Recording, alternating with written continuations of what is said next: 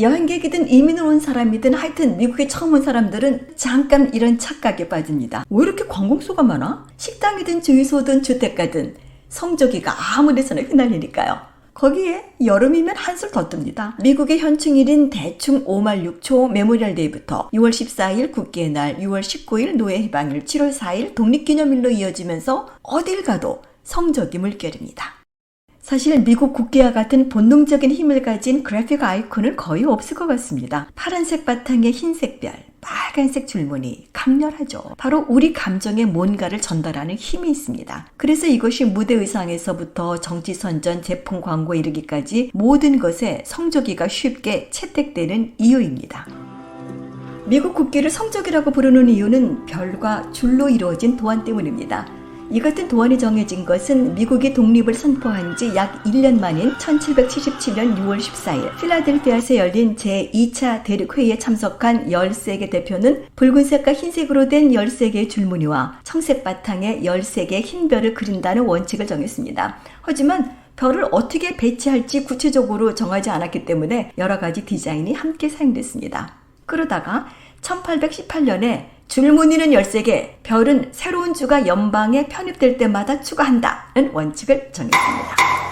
I was born June 14th, 1777. You know, I'm 204 years old. People say, Flag, how do you stay so young? Is it jogging? No. Is it tennis? No.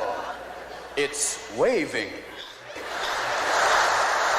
지금 우리가 보는 성조기는 1960년 7월 4일 하와이가 50번째 주로 연방에 편입된 뒤에 완성된 국기입니다. 줄무늬 13개, 별 50개. 향후 새로운 주가 연방에 가입을 할 경우 가입 후 첫 번째 독립기념일 7월 4일에 별의 숫자가 바뀝니다. 그렇다면 51번째 별 가능성이 있는 곳은 어디가 될까요? 미국의 수도 워싱턴 DC와 푸에르토리코입니다. 그리고 미국령 괌, 버진 아일랜드, 사모아 등등도 후보군에 들어있고요. 그리고 또 하나, 친미 국가를 비꼴 때 야, 니네 나라가 51번째 주다 이렇게 얘기하기도 합니다. 그런데 말입니다. 동네를 산책하다 보면 검은 미국 국기를 개항한 집이 있어요. 이건 뭘까요? 검은색 미국 국기는 한마디로 현 정부가 하는 일 싫어, 바꿔! 거부와 변화를 요구하는 것을 나타냅니다. 검은색 미국 국기의 기원은 명확하지는 않지만 전쟁에서 사망한 군인들을 애도하고 추모하는 상징으로 시작했다고 합니다. 일부에서는 남북전쟁에서 기원했고 남부연합군에서 이 길을 사용했다고 말합니다. 트럼프 추종자들이 백악관을 난입할 때 검은 국기를 들은 사람이 많은 게 바로 그 증거다라고 주장하고 있지만 실제로 남북전쟁 당시 남부연합군은 대부분 컨페더레이트라고 불리우는 남부연합 깃발을 사용한 것으로 알려지고 있습니다. Do they see the flag, Major? He is willing to discuss a surrender. 어쨌든 전쟁 중에 백기를 들면 항복, 흑기를 들면 투항하지 않고 끝까지 싸우겠다는 뜻이니까 현 정부가 하는 일에 끝까지 저항하겠다는 의미가 들어있는 거죠. 그렇다면 말입니다. 검은색 바탕에 파랑, 빨강, 노랑 이렇게 가는 줄무늬가 있는 검은 미국 국기는 또 뭘까요? 컬러로 표시된 얇은 선은 특정 집단이나 서비스 부서를 나타냅니다.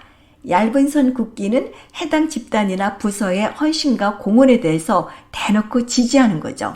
대표적인 게 경찰을 상징하는 얇은 파란 선입니다. 잠시 역사를 볼까요? 얇은 선이라는 구절은 원래 1880년대에 영국 육군 제복의 빨간 색상을 의미하는 용어로 사용을 했습니다. 얇은 파란 선이라는 표현은 1911년 넬스 딕맨 앤더슨이라는 시인의 시에서 처음으로 사용이 됐는데 당시에는 미 육군을 의미했습니다. 그러다가 1950년대에 이르러서 로스앤젤레스의 경찰국 수장인 빌 파커가 얇은 파란 선이라는 용어는 법과 질서와 무질서 사이의 장벽을 의미하기 위해서 사용을 했습니다. 그리고 이 용어는 텍사스주 달라스에서 발생한 한 경찰관의 살인사건과 관련돼서 유죄 판결을 재조명하는 에롤 모리스의 1988년 작품 The Thin Blue Line이라는 다큐멘터리가 공개된 이후 대중들에게 널리 퍼지게 됐습니다. 경찰의 용기와 희생을 상징하고 대중과 범죄 사이의 경계를 나타내는 Thin Blue Line, 소방관들의 용감한 행동과 화재로부터의 보호를 상징하는 Thin Red Line,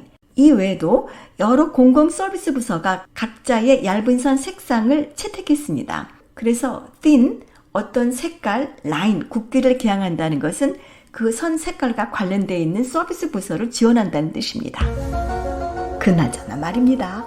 최근 몇 년 동안 틴 블루 라인과 블랙 라이브스 매터 이들 간에 논란과 갈등이 있습니다. 블랙 라이브스 매터는 흑인에 대한 인종차별과 경찰의 과잉 대응과 폭력에 반대하는 운동으로 시작이 됐습니다. 논란은 틴 블루 라인과 블랙 라이브스 매터 사이에 상반된 시각이죠. 틴 블루 라인은 경찰에 대한 지지와 경찰의 역할을 강조하는 상징으로 사용을 했는데 일부 사람들은 이것이 인종차별이나 경찰의 부정행위를 묵과하는 것으로 비판을 합니다. 그래서 요즘에는 오해받기 싫으니까 공공장소에서 틴 블루 라인 국기 개양을 금지하는 곳이 많이 생기고 있습니다.